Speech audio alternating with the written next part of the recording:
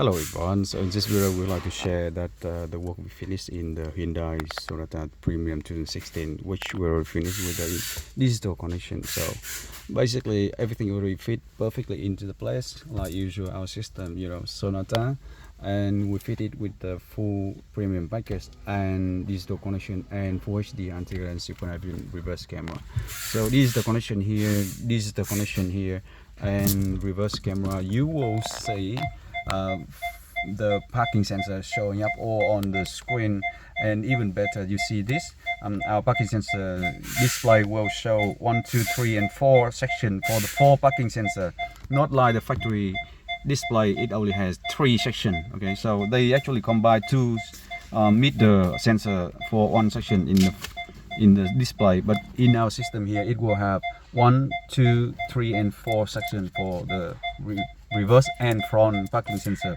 if you have all of them.